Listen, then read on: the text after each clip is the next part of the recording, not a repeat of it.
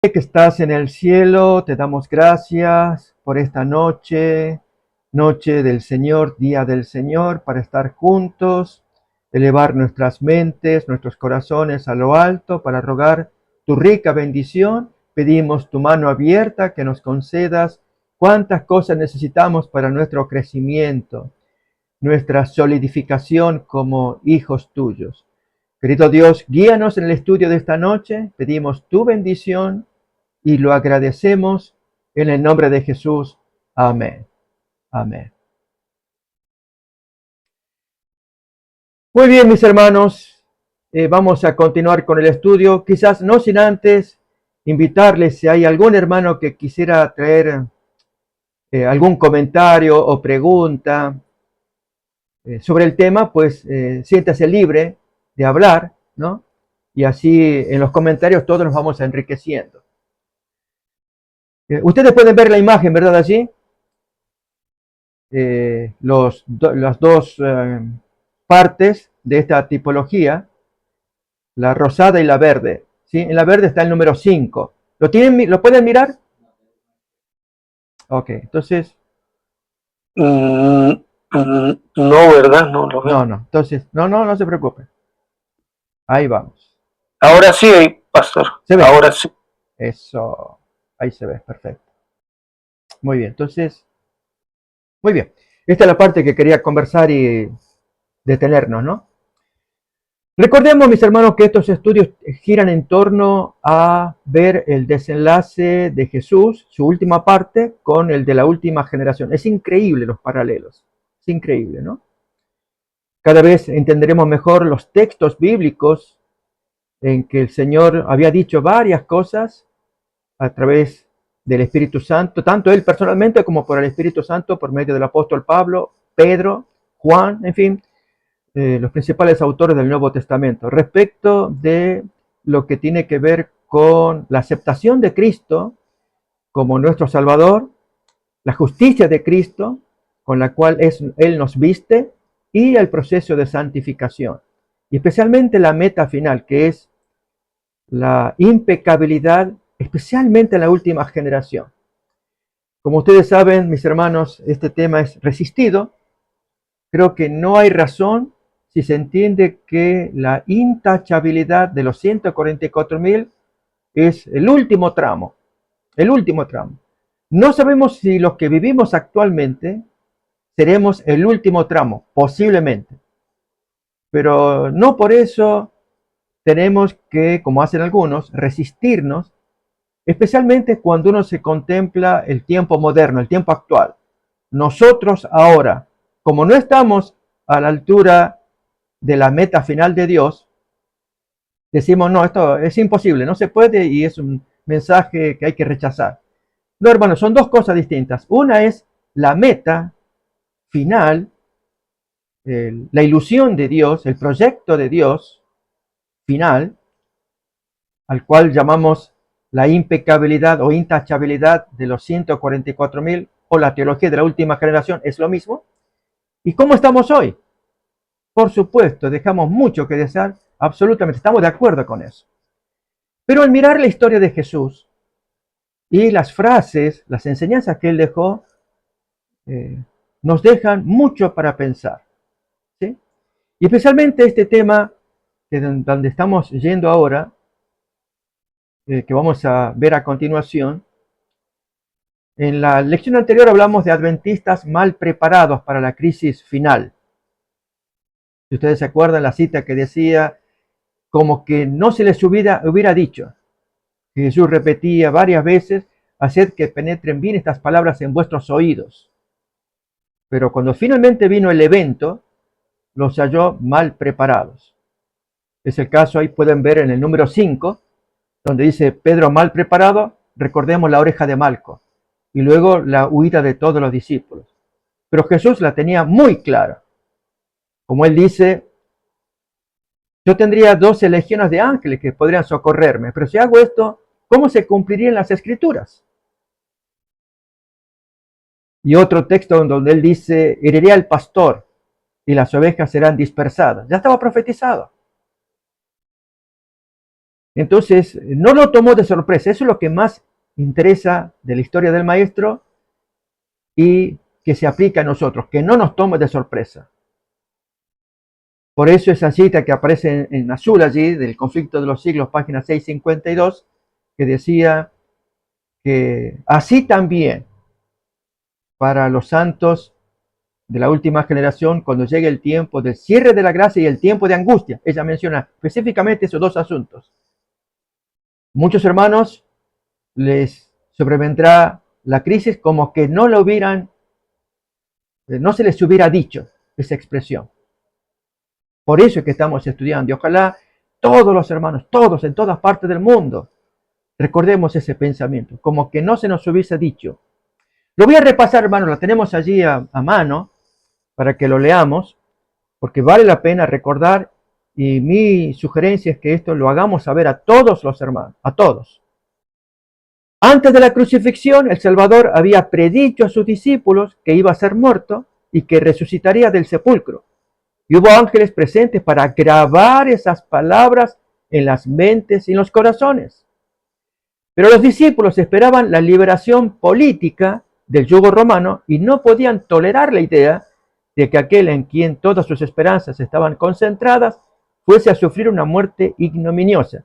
Como tenían otras ideas en su cabeza, desterraron, ahí viene entonces a continuación, desterraron de su mente las palabras que necesitaban recordar. Y cuando llegó el momento de prueba, los encontró sin la debida preparación. La muerte de Jesús destruyó sus esperanzas igual que si no se las hubiese predicho. Así también, esa expresión, hermanos. Por eso hablamos de tipología. Aquí hay dos grupos comparados, los discípulos y los santos de la última generación. Así también las profecías nos anuncian el porvenir con la misma claridad con que Cristo predijo su propia muerte. Entonces las profecías que anuncian el porvenir tienen que ver con nosotros, y entre ellas la ley dominical. Los acontecimientos relacionados con el fin del tiempo de gracia, noten, y la preparación para el tiempo de angustia, eso tiene que ver con los 144.000. El cierre de la gracia y el tiempo de angustia. Ahí es donde hablamos de la intachabilidad. Y cuando hay hermanos que piensan en el día de hoy que no están en condiciones, y uno entiende, porque nadie va a decir, yo ya estoy listo. Recordemos el movimiento fanático de Davis, de la carne santa, de Indiana.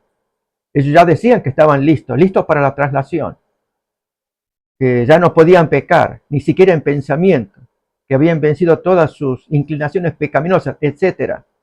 Era fanático. Por empezar, no estaba la ley dominical, pues vamos a empezar por ahí.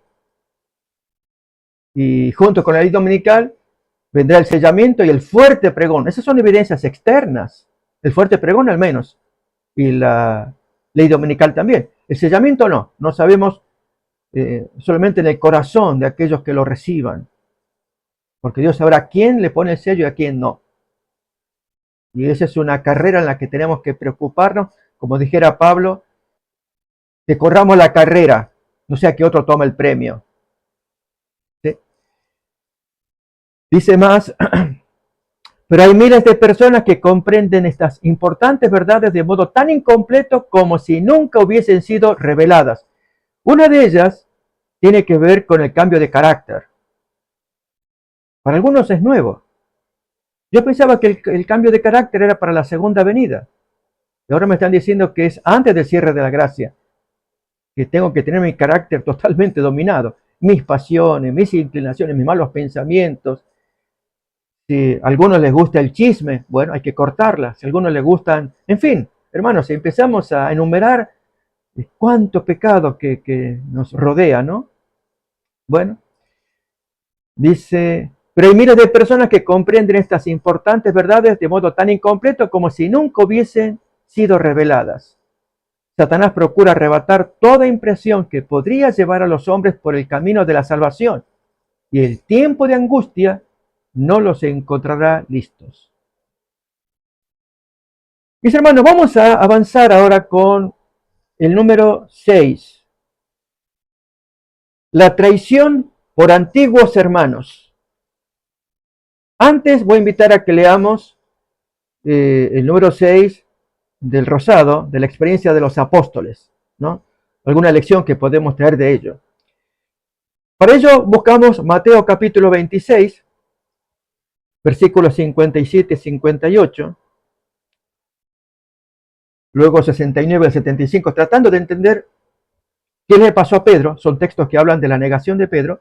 Y el siguiente, el capítulo 27, del suicidio de Judas. ¿Qué le pasó a Judas? Y alguna expresión que quiero traer, que se extrae del griego, y aplicarlo para nuestros días también. Y así luego entonces mirar las citas correspondientes para nuestro tiempo. Vamos pues entonces a buscar Mateo capítulo 26, versículos 57 y 58, para recordar lo que Jesús enseñó a sus discípulos. Dice: los que prendieron a Jesús le llevaron al sumo sacerdote Caifás, a donde estaban reunidos los escribas y los ancianos. Mas Pedro le seguía de lejos. ¿Saben que esta expresión es para meditar, cuando uno sigue de lejos al maestro? Lógicamente, no lo podía seguir de cerca, porque él tenía que cuidarse, protegerse. Amaba a su maestro y le estaba siguiendo de lejos, no solamente físicamente acá, que es natural y está bien seguirlo de lejos, cuidarse, para que él no sea capturado. Pero seguirlo de lejos en los consejos, a eso me refiero. ¿Sí? Jesús ya le había advertido: me vas a negar. Y en lugar de seguirle de cerca, en aceptar esa amonestación, le escuchó y no le prestó atención. Eso es seguirle de lejos. Hoy lo mismo, hermanos. Seguir de cerca al maestro es escuchar a través del espíritu de profecía todos los consejos que Dios tenga para nosotros. Hacerle caso y cambiar. Como el cambio del tema del carácter que yo dije hace rato, ¿no? Ya vamos a mirar algunas citas al respecto. Mas Pedro le seguía de lejos hasta el patio del sumo sacerdote, y entrando se sentó con los alguaciles para ver el fin. Y ahora entonces vamos al versículo 69, en escena ya cuando Pedro entra en el conflicto. 69 en adelante. Pedro estaba sentado fuera en el patio y se le acercó una criada diciendo: tú también estabas con Jesús el Galileo. Pero él negó delante de todos, diciendo: no sé lo que dices. Saliendo él a la puerta, le vio otra y le dijo a los que estaban allí: también éste estaba con Jesús el Nazareno. Pero él negó otra vez con juramento: no conozco al hombre. Y un poco después, acercándose los que por allí estaban, dijeron a Pedro: verdaderamente también tú eres de ellos, porque aún tu manera de hablar te descubre. ¿Saben? Uno no puede evitar el manifestar en la manera de hablar quiénes somos. Si uno piensa que era porque era Galileo, la tonada, vamos, el acento galileo, ¿no? Ya que Jesús venía de Galilea, y Pedro, pues por esa zona también, podría ser, digamos, ese acento, ¿no? Creo que en todos los países siempre hay un acento característico de una provincia a otra. A veces hay gente que hace bromas, risas con respecto a al acento de los compatriotas. Pero en este caso no tiene que ver necesariamente con ello, sino la manera cortés, amable de tratar a la gente, por lo que viene a continuación. A continuación, ahí da a entender que no era el acento galileo. Entonces él comenzó a maldecir y a jurar: no conozco al hombre. Y con eso quiso dar a entender de que no tenía conexión con Jesús, porque Jesús era muy diferente. Él no maldeciría, él no juraría, él no. Y este sí. Entonces, no tiene nada que ver. Este no es de los discípulos. Y enseguida cantó el gallo. Entonces Pedro se acordó de las palabras de Jesús, que le había dicho: antes que cante el gallo, me negarás 3 veces. Y saliendo fuera, lloró amargamente. Qué lección, mis hermanos, qué lección. Y Jesús, tan amoroso, luego lo admitió, porque él sabía, él conoce nuestra naturaleza humana. De allí las 3 preguntas que le hizo Jesús: ¿me amas, Pedro? Sí, maestro, tú sabes que te amo. Bueno, apacienta los corderos. En fin, ya conocemos esa historia. Lo admitió, lo readmitió. Pero ese llanto amargo que tuvo Pedro, ¿no? Así, hermanos, esta es una gran lección para nosotros. Seamos humildes. Escuchemos los consejos que Dios tiene para nosotros, especialmente aquellos de la Odisea.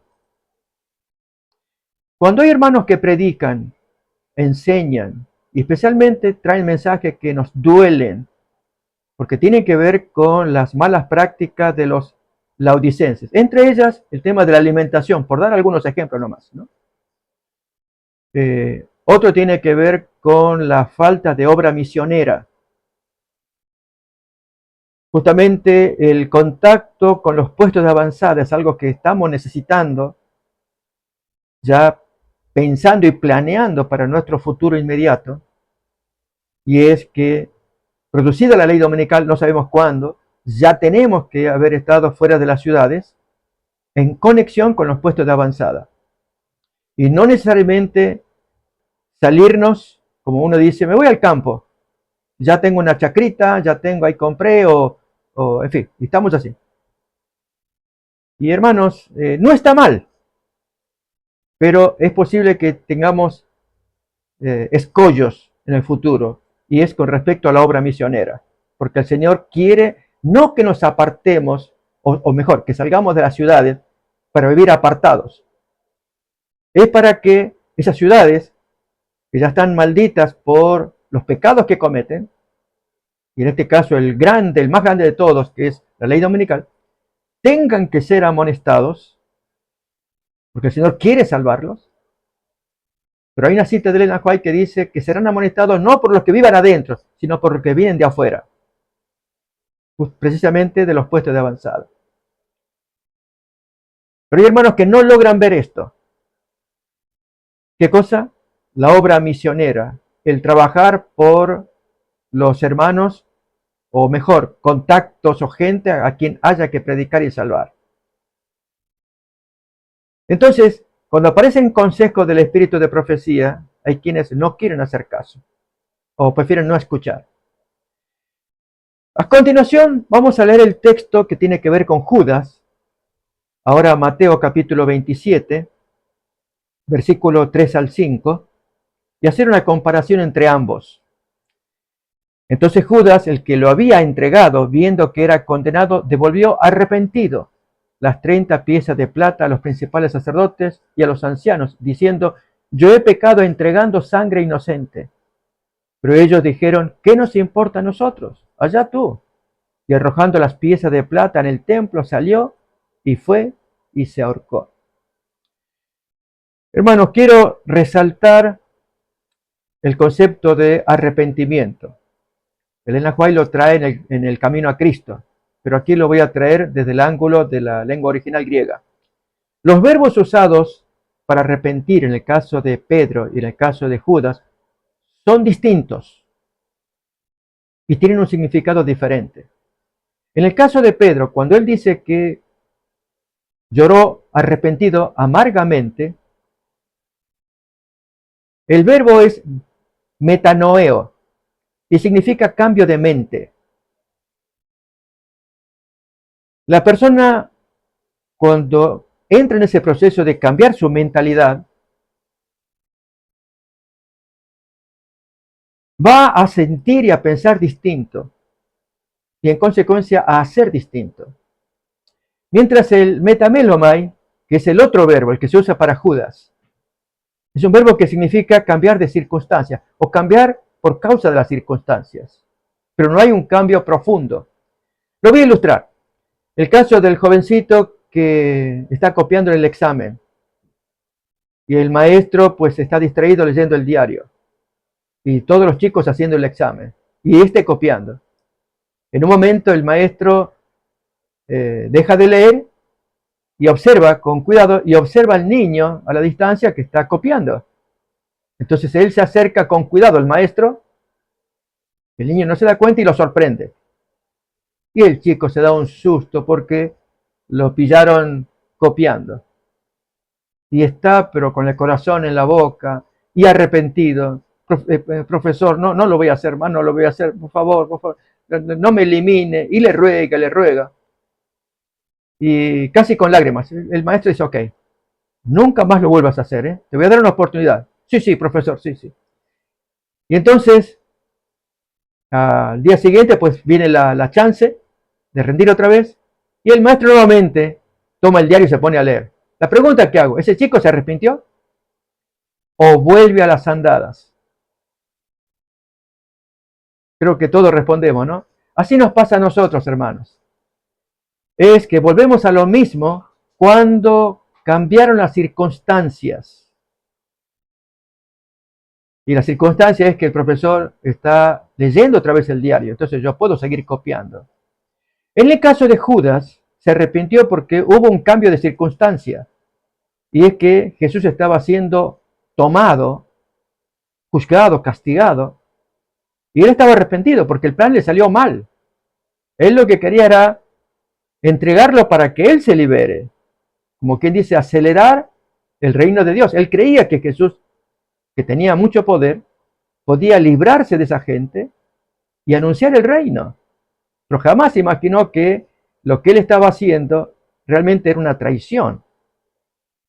Es decir, traicionarlo porque no creía en él. No. Él creía y lo amaba a su manera, pero lo quería empujar a que él se muestre como es, un rey.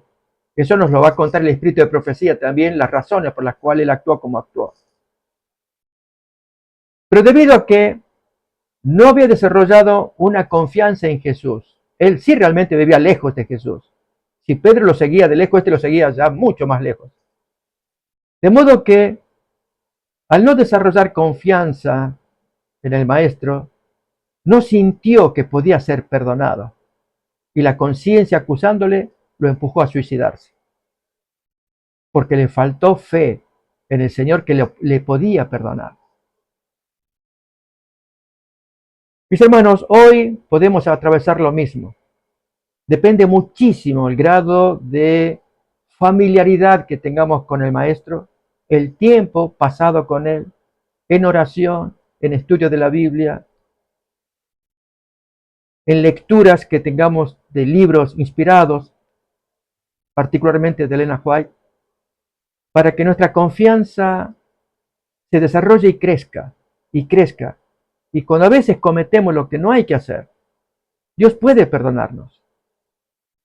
Lógicamente, no para abusar de esa confianza, porque Dios luego se va a hacer cargo de darnos cuenta y golpearnos contra la pared cuando uno abusa de esa confianza, ¿no? Entonces, comparando estos dos discípulos en su experiencia, voy a invitar a que leamos ahora del otro lado, comparando, cuando dice traición por antiguos hermanos, en Lucas capítulo 21, versículos 16 y 17, vamos a leer ahora, y luego citas del espíritu de profecía, que nos van a ayudar a entender mejor qué es eso de que antiguos hermanos nos traicionan y por qué error cometieron. Mas seréis entregados aún por vuestros padres y hermanos, y parientes, y amigos, y matarán a algunos de vosotros, y seréis aborrecidos de todos por causa de mi nombre. Y a continuación voy a leer San Juan 16, 2, 3, la motivación de esa gente que nos traiciona. Como vamos a leer en esa cita que en un ratito más vamos a empezar a leer citas del espíritu de profecía. Dice allí, os expulsarán de las sinagogas, y aún viene la hora cuando cualquiera que os mate pensará que rinde servicio a Dios. Y harán esto porque no conocen al Padre ni a mí. Vamos entonces a mirar ahora. Quiero invitarles a que yo tengo ya la imagen preparada de la cita del conflicto de los siglos, página 666. En un momentito ya les voy preparando la imagen. Mientras pongo otra vez en pantalla el texto de Juan 16, 2 y 3, para que meditemos en lo que eso significa. Viene la hora que cuando cualquiera que os mate piense que rinde servicio al Señor. Increíble, ¿no? Vamos a ver cómo esto se cumple en por lo menos varias citas que quiero traer del espíritu de profecía.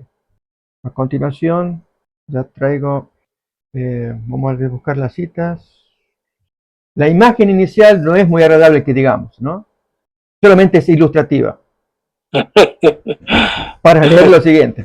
Conflicto de los siglos, página 666. El título que dice allí, no fueron santificados obedeciendo la verdad.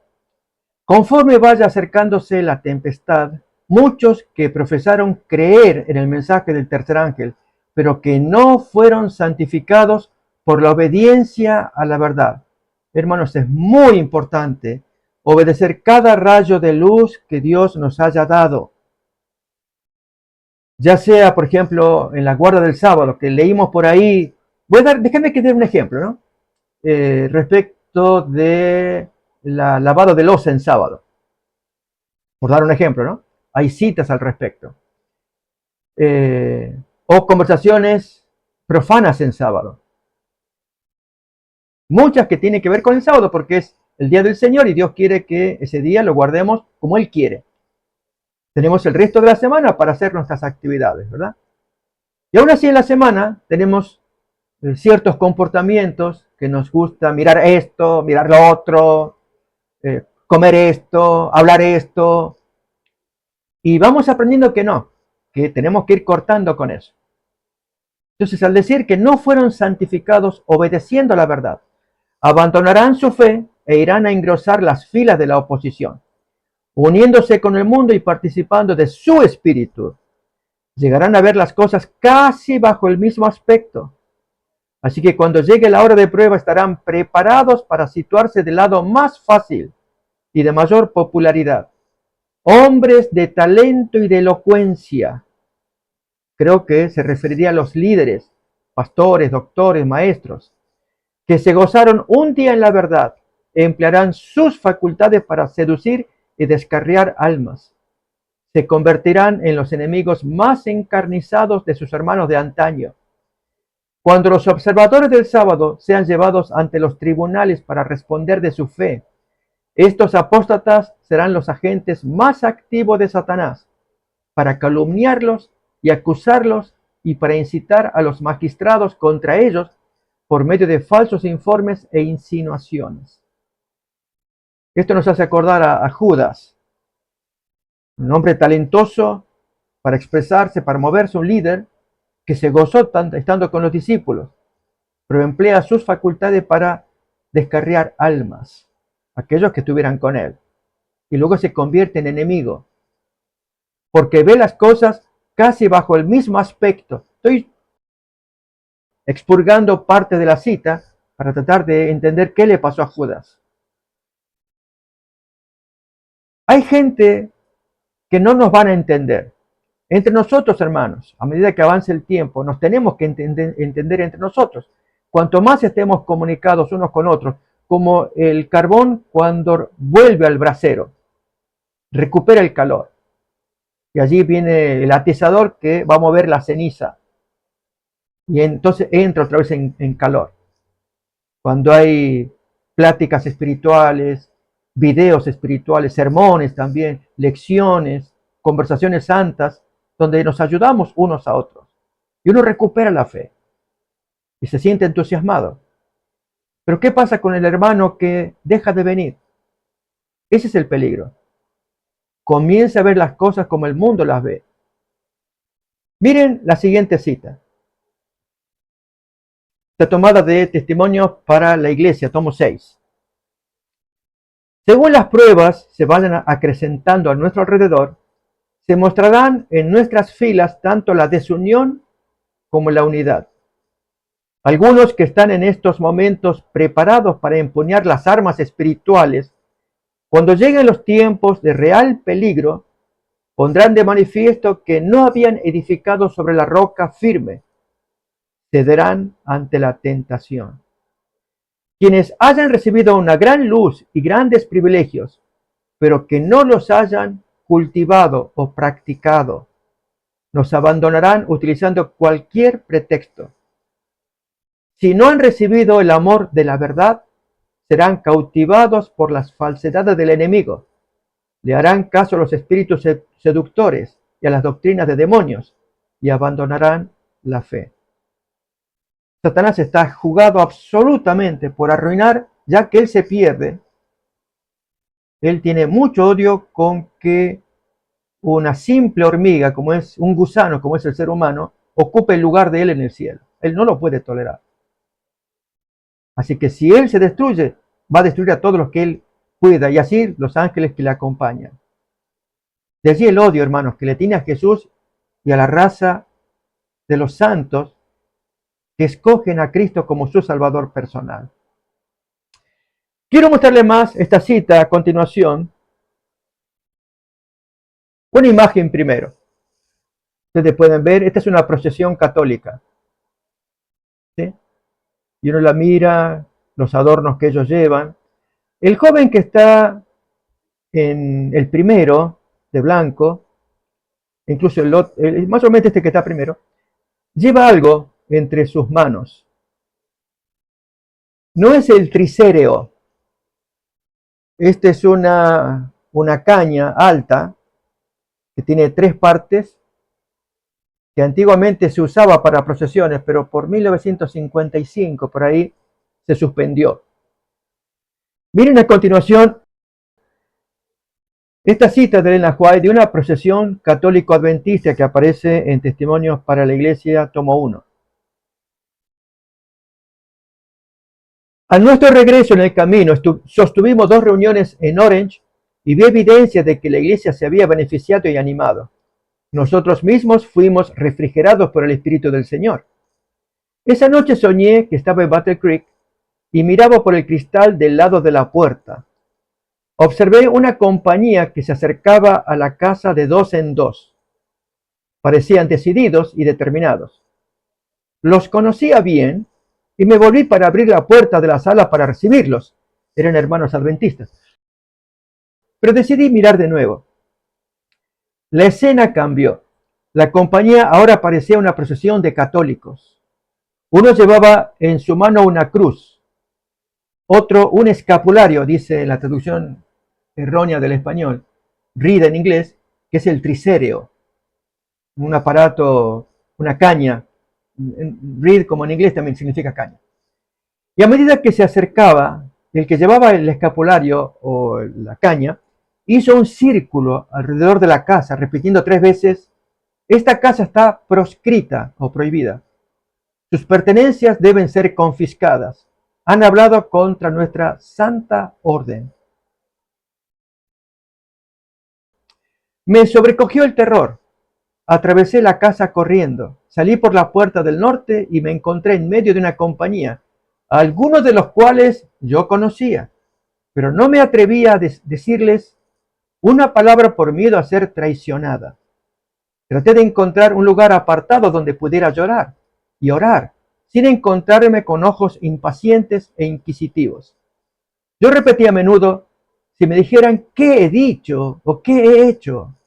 Lloré mucho al ver nuestros bienes confiscados. Es decir, estaban siendo quitados. Traté de leer simpatía o piedad por mí en las miradas de aquellos que me rodeaban. Y noté en los rostros de varios que me hablarían y me consolarían si no tuvieran miedo de ser observados por otros. ¡Wow! Ahí, hermanos, ustedes pueden ver muy claramente lo que significa cuando uno tiene viejos compañeros, y el texto nos está diciendo que ellos no van a dar un apoyo a la persona que está sufriendo. ¿Sí? Y esta es la parte que importa. Ella esperaría encontrar de parte de esa gente un consuelo, pero no lo hay. Algo similar, ya vamos a leer en un rato más, ocurrió en una experiencia que ya voy a leer también a continuación. ¿Sí? Quise escaparme de la multitud, pero comprendiendo que era vigilada, escondí mis intenciones. Empecé a orar en voz alta y a decir: si tan solo me dijeran qué he hecho o qué he dicho. Mi esposo, que dormía en una cama en el mismo cuarto, oyó mi llanto y me despertó. Mi almohada estaba empapada de lágrimas y sobre mí pesaba una triste depresión de espíritu. Testimonio para la iglesia, tomo 1. Pregunto, hermanos, si pudiéramos responder a la pregunta de la hermana Juaila, ella lo hace 2 veces. Díganme qué he hecho o qué he dicho. Quiero saber, ¿qué dije? ¿Qué hice? ¿Qué le responderíamos? Hay algo de lo cual la hermana White es responsable y por lo cual vienen a su casa para decirle, esta casa está prohibida y le vamos a quitar todas sus pertenencias, porque ella dijo algo e hizo algo. ¿Qué fue? Logran verlo, está en la cita, está subrayado también.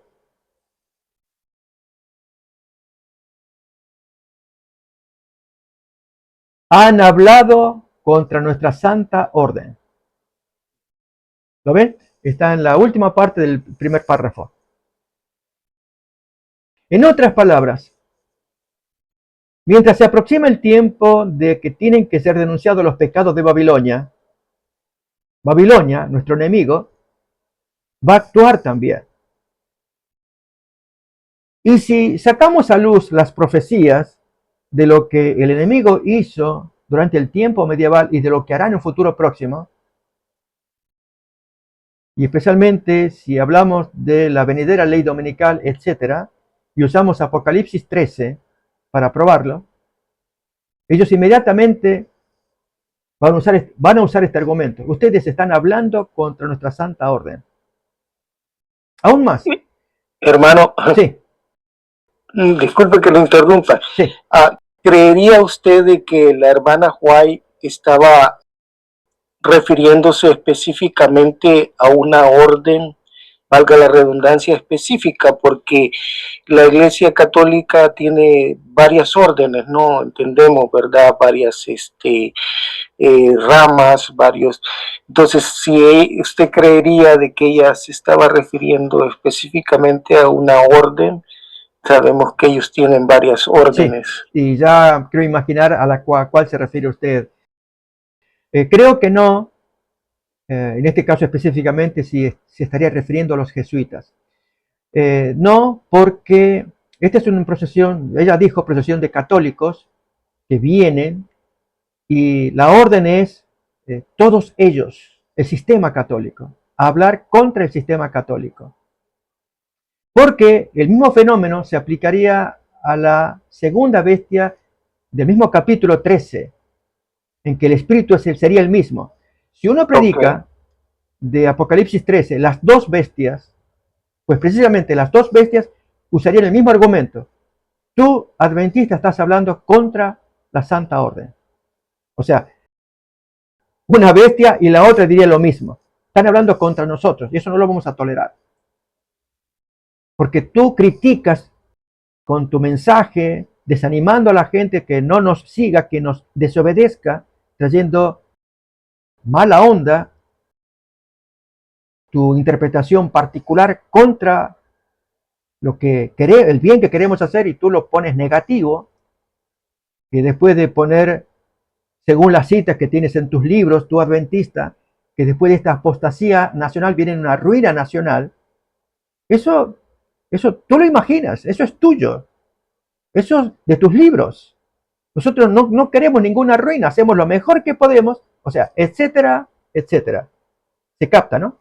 Entonces, con esto quiero decir, hermanos, que ambas bestias están en la misma línea de llevar adelante programas de acción y que el pueblo adventista tiene que predicar al respecto, pero con mucho cuidado, mirando bien de cómo vamos a hablar, cómo nos vamos a expresar, cómo tenemos que probar lo que tenemos que decir.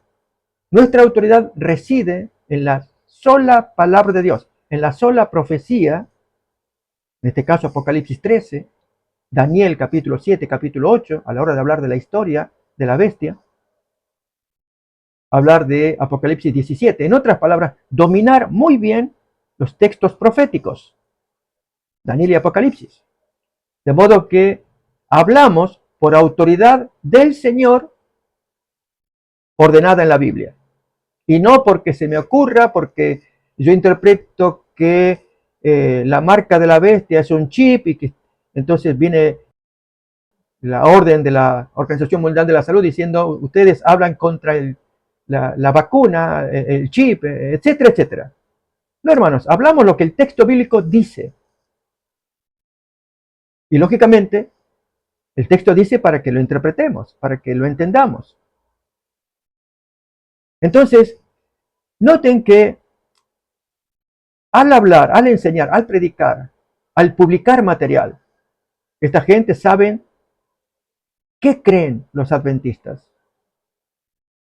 Entonces, esa expresión, han hablado contra nuestra santa orden, debiéramos tenerla con mucho cuidado, tanto que Elena White tiene un párrafo en el libro El Otro Poder, en inglés es Consejos para Redactores, donde menciona que quienes publican material deben ser cuidadosos, porque eso después no tiene vuelta. El enemigo tomará eso que se publicó contra nosotros. Como dice en la justicia americana, todo lo que usted diga vuelve en su contra. Y si hemos publicado material, hemos predicado material, y para el hermanito más humilde hemos creído, noten, esto es lo que nos espera. La pregunta es, ¿estamos preparados? Tal vez un hermano diría, pastor, usted mete miedo, discúlpeme, yo no sé, le voy a hablar a José porque no puedo seguir acá, tengo mucho miedo. Hermanos, necesitamos despertar para que el Señor obre tremendamente en su ejército, el último ejército, que lleva el estandarte ensangrentado de Cristo, que murió por nosotros, para que denunciemos a Satanás y a su ejército, capitaneado por Babilonia y su vicegerente. Y lógicamente, hermanos, habemos hermanos humildes, claro que sí, y con miedo se entiende, pero confiemos en el Señor, dejemos que Él haga las cosas, pero especialmente razonemos por qué los hermanos de la vereda opuesta, los que venían en esta procesión, Elena White, ahí leo lo que está subrayado, ella los conocía bien. En el siguiente párrafo, algunos de los cuales yo conocía. Luego, noté en los rostros de varios que me hablarían y me consolarían si no tuvieran miedo de ser observados por otros. No, hermanos, aquí no cabe el estar sin compromiso con el Señor Jesús. Quiero traer a continuación un texto y luego voy a leer la última cita de Elena White. El texto que aparece en San Juan capítulo 9, versículo 18, referente a la curación del joven rico, del ciego, el joven ciego, y el testimonio de sus padres. Va a haber un paralelo con esto. Dice, 9:18 de Juan. Pero los judíos no creían que él, el joven, había sido ciego y que había recibido la vista hasta que llamaron a los padres del que había recibido la vista. Y les preguntaron diciendo, ¿es este vuestro hijo el que vosotros decís que nació ciego? ¿Cómo pues ve ahora? Sus padres respondieron y dijeron, sabemos que este es nuestro hijo y que nació ciego, pero ¿cómo ve ahora? No lo sabemos. O quién le haya abierto los ojos, nosotros tampoco sabemos. ¿Qué edad tiene? Ya es grande. Pregúntenle a él hablará por sí mismo. Esto dijeron sus padres porque tenían miedo de los judíos, por cuanto los judíos ya habían acordado que si alguno confesase que Jesús era el Mesías, fuera expulsado de la sinagoga. Por eso dijeron, ya es grande, pregúntenle a él. Noten, los padres tan felices con un hijo recuperado. Ellos estarían dispuestos a darle dinero, a hacerle un monumento al doctor que le curó la ceguera del hijo, ¿o no? ¿Pero por qué actúan de esa manera? Justamente por el miedo que tenían y por otro motivo. No habían conocido a Cristo personalmente como el joven lo conoció. Miren a continuación el siguiente versículo para ver el contraste entre el joven recién curado y sus papás. La diferencia está en que el joven sí tuvo un encuentro con Cristo. Los papás no. Estaban felices de la curación, pero ellos temían más al mundo. En este caso, la sinagoga, que los expulsen, perder la vieja membresía del Sanedrín, etc. Miren a continuación cómo sigue el versículo. Entonces volvieron a llamar al hombre que había sido ciego y le dijeron, da gloria a Dios, nosotros sabemos que ese hombre es un pecador. Entonces él respondió y dijo, si es pecador yo no sé, pero una cosa sé, que habiendo yo sido ciego, ahora veo. De eso voy a hablar, ese es mi testimonio. Yo era ciego, me encontré con él, ahora veo. Siguiente versículo. Le volvieron a decir, ¿y pero qué te hizo? ¿Cómo te abrió los ojos? Él dijo, ya os lo he dicho y no habéis querido oír. ¿Por qué lo queréis oír otra vez? ¿Queréis también vosotros haceros sus discípulos? Y le injuriaron, dijeron, tú eres su discípulo, pero nosotros discípulos de Moisés somos. Nosotros sabemos que Dios ha hablado a Moisés, pero respecto a este no sabemos ni de dónde es. Respondió el hombre y les dice, pues esto es lo maravilloso, que vosotros no sepáis de dónde es, pero a mí me abrió los ojos. Y sabemos que Dios no oye a los pecadores, pero si alguno es temeroso de Dios y hace su voluntad, a ese oye. Desde el principio no se ha oído decir que alguno abriese los ojos a uno que nació ciego. Si éste no viniera de Dios, nada podría hacer. Respondieron y dijeron, tú naciste del todo en pecado y quieres enseñarnos. Y lo expulsaron. Hermanos, eso se gana, la expulsión, el desprecio, la injuria, cuando Jesús está en nuestro corazón, de gratitud por lo que Él hizo con nosotros. En el caso del joven, fue curado, para él era increíble, y luego, hermanos, el relato sigue, que no vamos a leer ahora, de otra curación que tuvo, la del alma, porque él tuvo la curación física, pero poco después pudo encontrarse con el Mesías, quien se le reveló. Preciosísima historia. Bien, al leer esta cita de Elena White, podemos entender que nos puede pasar a nosotros que estemos de un lado o de la vereda de enfrente. Dependerá de nosotros, hermanos.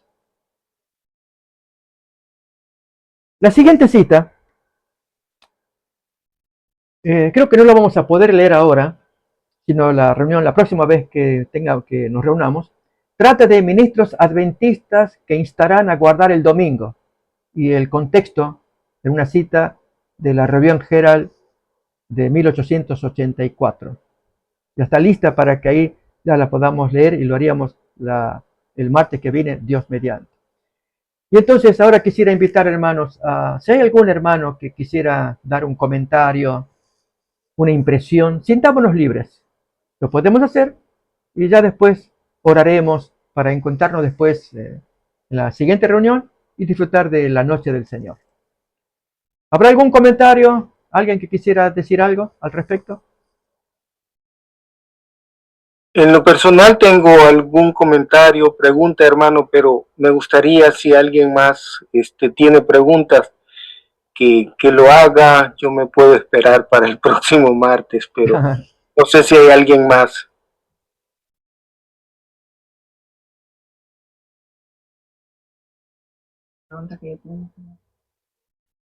Bueno, al parecer Sí. no hay quien tenga preguntas, así que voy a hacer mi comentario. Sí. Hermano, en primer lugar, comentario y pregunta, ¿verdad?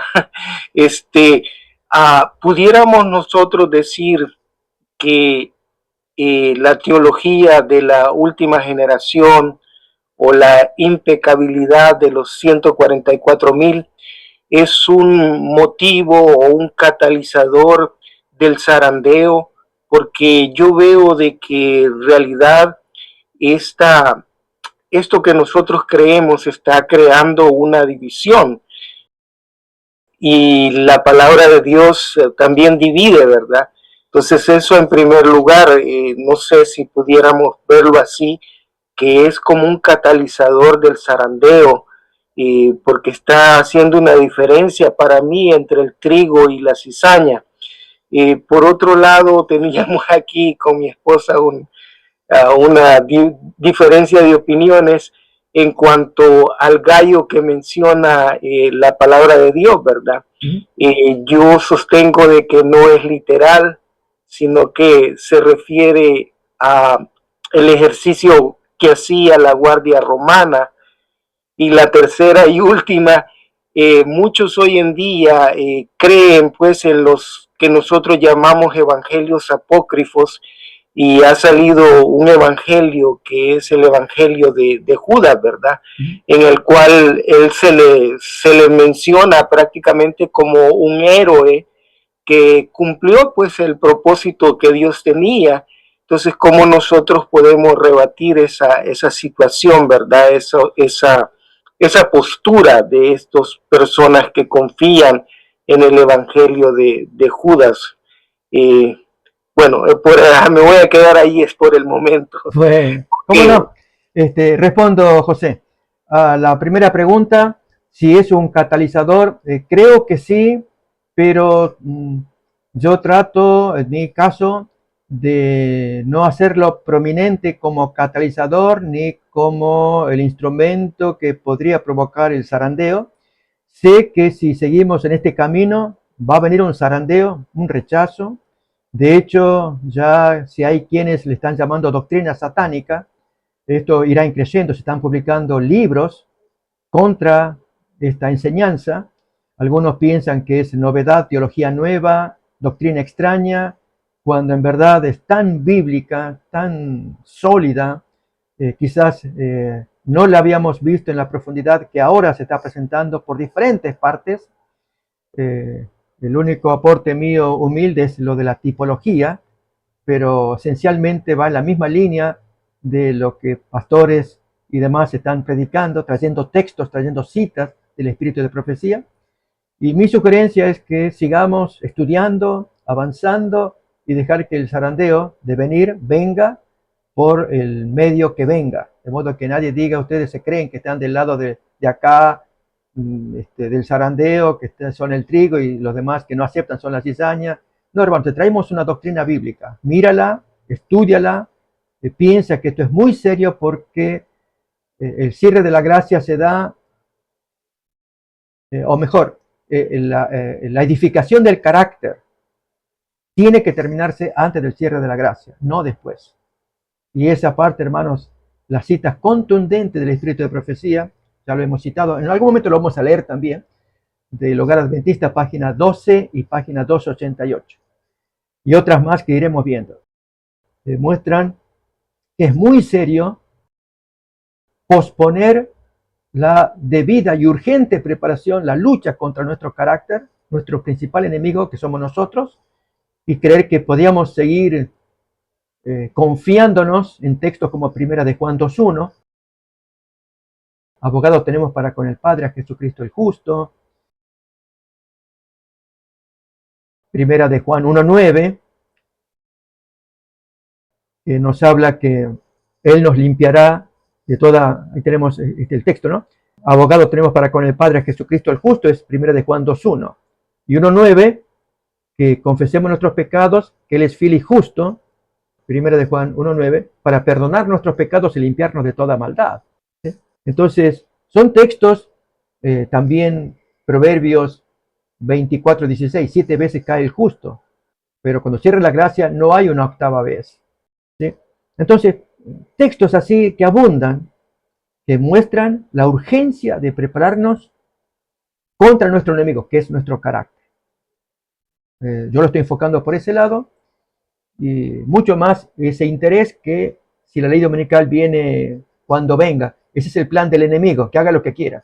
Pero el plan del Señor es darnos el sellamiento a aquellos que están luchando con su carácter y haciendo la voluntad de Dios, que abarca no solamente el carácter, sino varios rasgos más, como el de la obra misionera, por ejemplo, y otros asuntos, la testificación, para que el Señor nos mire que estamos luchando para tener la imagen de Cristo. Es lo que Dios quiere. La imagen de Jesús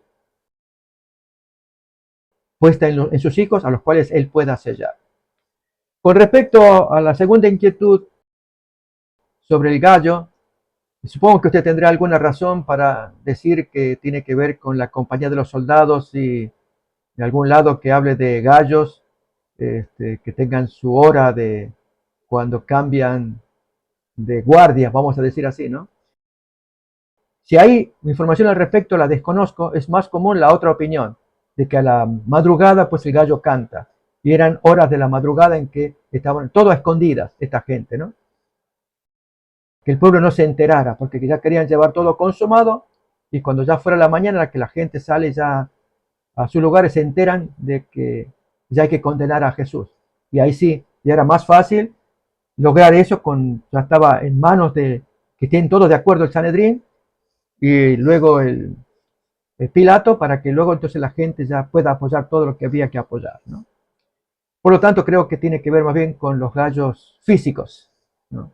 Como creo que piensa su esposa también.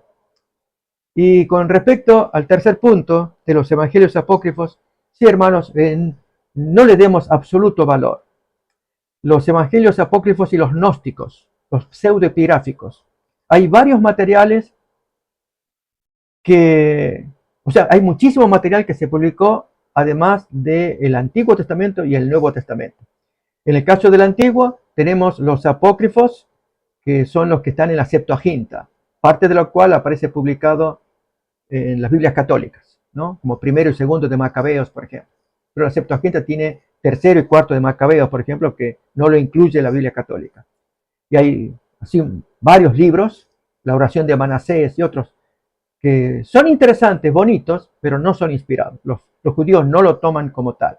Y junto con los apócrifos aparecen los pseudoepigráficos, que significa falso título. Se usa una persona importante para decir que este escrito que apareció. Entonces aparece, por ejemplo, los 3 libros de Enoch, de los cuales el Enoch 1 es el más importante, escrito más o menos unos 2 siglos antes de Jesús. Y entonces esos libros